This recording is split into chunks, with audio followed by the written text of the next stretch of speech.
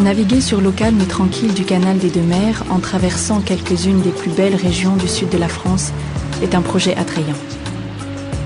Afin que votre croisière en bateau reste un grand moment de détente et d'aventure, vécu en toute tranquillité, ce film vous donne toutes les recommandations utiles et nécessaires à une bonne navigation et à un agréable séjour.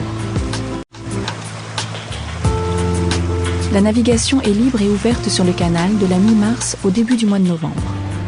Les horaires varient selon les saisons. De novembre à mars, la navigation est à la demande. VNF profite de cette période pour effectuer pendant 6 semaines les travaux d'entretien du canal.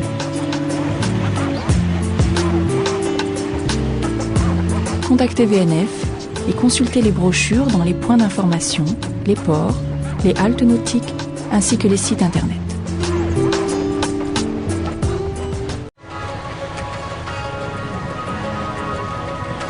C'est au port que vous prendrez possession de votre bateau.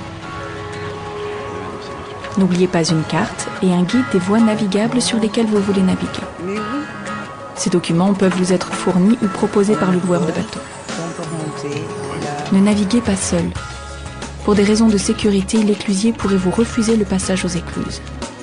La prise en main de votre bateau sera assurée par le loueur. Suivez ses conseils. Il vous présentera les équipements et vous initiera aux manœuvres et à la conduite du bateau. À l'issue de cette formation, il vous délivrera tous les documents nécessaires à votre croisière. Le ravitaillement en carburant a été fait avant votre départ.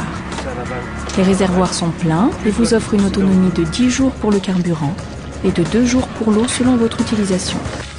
Vous pourrez faire le plein d'eau dans les ports et haltes nautiques. Il ne vous reste plus qu'à démarrer le moteur et larguer les amarres. N'enroulez pas les cordes autour du bras, mais lovez-les correctement et rangez-les de manière à ce qu'elles ne gênent pas les déplacements sur le pont et qu'elles soient prêtes pour votre prochain amarrage.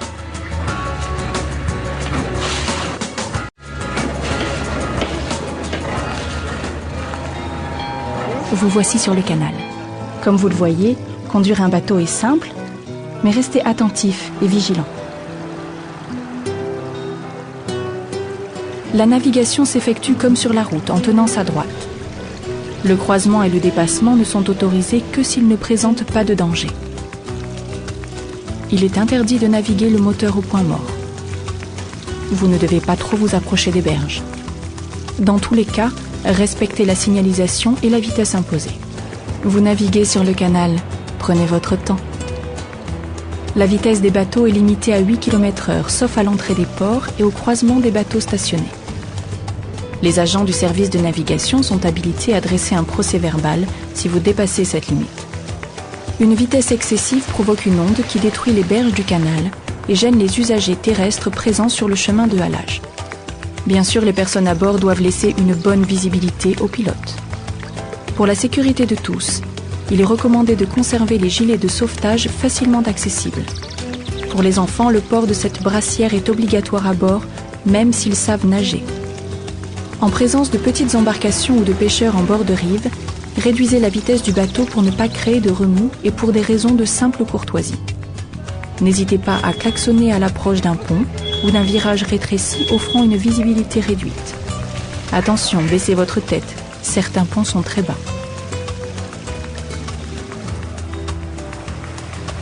Dans les endroits où le croisement est impossible, c'est le bateau montant qui doit céder le passage.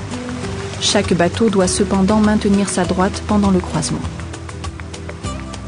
Vous devez impérativement réduire la vitesse de votre bateau à 3 km/h à l'approche et au franchissement des écluses, mais aussi des ponts canaux, des haltes, des ports et bateaux en stationnement. Faire de même à l'approche de chantiers ou d'obstacles sur le canal.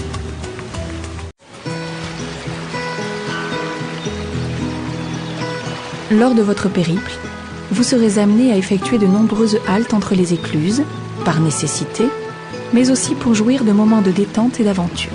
Profitez-en pour partir à la découverte des curiosités touristiques, du patrimoine et savourer la gastronomie locale très riche dans la région. Dans tous les cas, le stationnement doit s'effectuer de préférence dans les haltes et ports de plaisance prévus à cet effet. Ceux-ci offrent des équipements nécessaires à la vie quotidienne, points d'eau, électricité, ravitaillement, téléphone et selon le cas, container à ordures ménagères à utiliser impérativement pour le respect de tous. À votre arrivée au port, contactez la capitainerie si elle existe. La qualité de l'eau du canal est bonne, cependant la baignade est strictement interdite. Sur le canal, les lieux où il est interdit de stationner le bateau sont indiqués par des panneaux.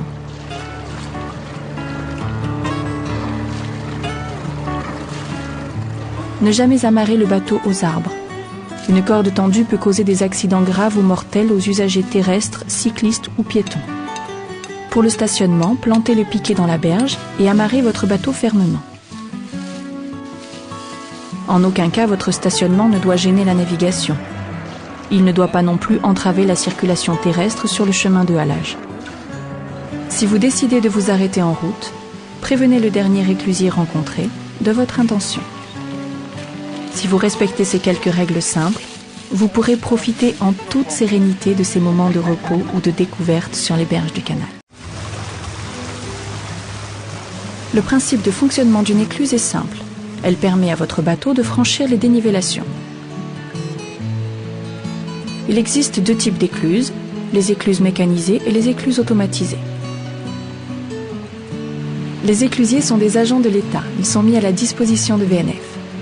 Ils dirigent les manœuvres du passage de l'écluse mécanisée, en assurent le fonctionnement et veillent à la sécurité.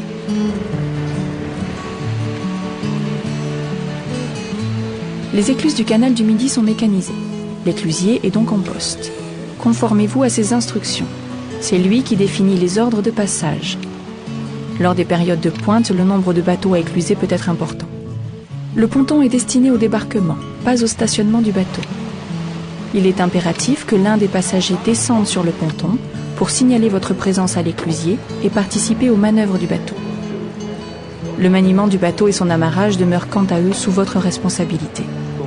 Pour économiser l'eau, il pourra vous demander un délai d'attente de façon à grouper les bateaux dans l'écluse. En attente d'éclusage, n'approchez pas à moins de 50 mètres de l'écluse. Vous devez avancer uniquement quand l'éclusier vous le demande.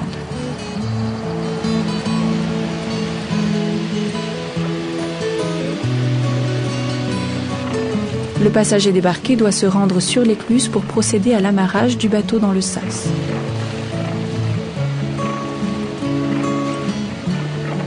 Entrez dans l'écluse doucement et regardez l'éclusier. Il vous guidera pour bien placer votre bateau. Vous allez amarrer votre bateau dans l'écluse. N'arrêtez jamais le moteur. Mettez-le impérativement au point mort, sinon les risques d'accident sont nombreux. Lors de l'amarrage, la corde doit pouvoir coulisser autour du pieu d'amarrage. Ne faites jamais de nœud. L'éclusier vous guidera pour les manœuvres, conformez-vous à ses instructions pendant l'éclusage. Dans certaines écluses, attention, des remous peuvent écarter le bateau et risquent de le mettre en travers. L'équipage doit aider à tenir fermement les amarres. L'utilisation de l'échelle dans le sas pour monter ou descendre du bateau est rigoureusement interdite. Tenez fermement la barre et restez attentif. Dans tous les cas, vous devez vous conformer aux demandes de l'éclusier. Aux abords de l'écluse, il vous faut observer la plus grande prudence. Le passage d'une écluse n'est pas un moment de détente pour se dégourdir les jambes. Restez vigilants et ne passez pas sur les portes d'écluse. Les enfants doivent impérativement rester à bord. Par ailleurs, l'éclusier vit et travaille sur l'écluse.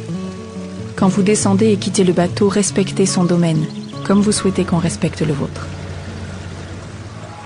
La plupart des écluses du canal de Garonne, des canaux de jonction et de la Robine sont automatisées. Mais la manœuvre est simple et sans danger si l'on respecte les règles de sécurité. Sur le canal de Garonne, pour franchir ce type d'écluse, une perche suspendue dans l'axe du canal va commander la manœuvre. Lorsque l'écluse est libre, tournez la perche d'un quart de tour sur la droite. Votre demande d'éclusage est enregistrée. Le feu orange clignote jusqu'à l'ouverture complète des portes. Le feu orange et le rouge s'éteignent, le vert s'allume, vous pouvez avancer et entrer dans le sas. Après vous être amarré correctement, appuyez sur le bouton vert de la borne pour engager le cycle d'éclusage. Restez à proximité des commandes pendant la manœuvre, de façon à pouvoir appuyer sur le bouton rouge d'arrêt d'urgence. Les autres passagers surveillent la manœuvre. Quand le niveau de remplissage du sas est atteint, les portes s'ouvrent. Attendez l'ouverture complète des portes et sortez tranquillement. Enclenchez la marche avant et sortez avec prudence de l'écluse. Ne vous précipitez pas et maintenez votre vitesse à 3 km/h jusqu'à la sortie complète de l'écluse. Sur les canaux de jonction et robine, toute la manœuvre se fait à terre à partir d'un pupitre de commande. Sur toutes les écluses automatisées, si les deux feux rouges sont allumés, l'écluse est alors hors service. Débarquez et demandez simplement de l'aide à la borne d'appel d'urgence. Un agent de VNF va intervenir.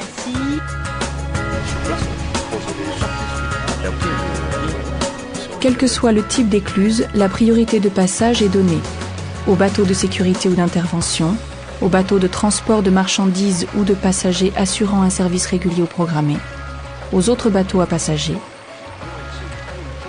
enfin, aux autres catégories de bateaux, y compris ceux de location, et selon leur ordre d'arrivée.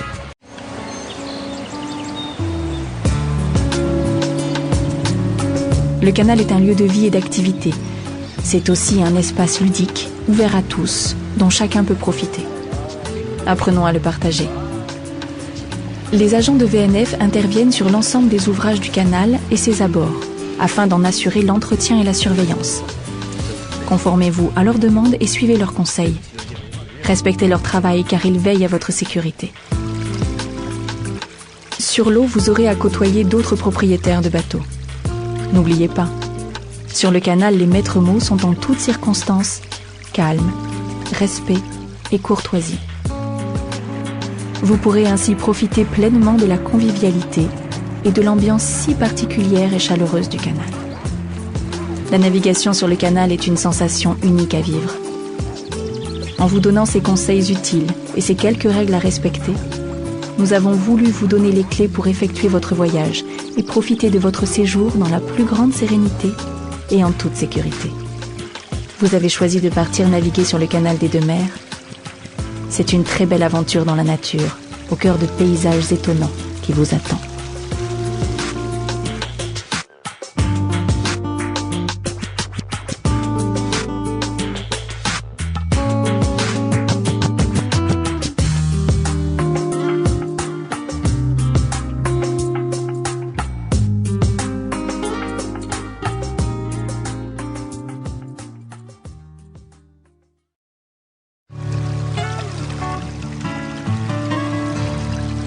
Le canal est un lieu de nature exceptionnel.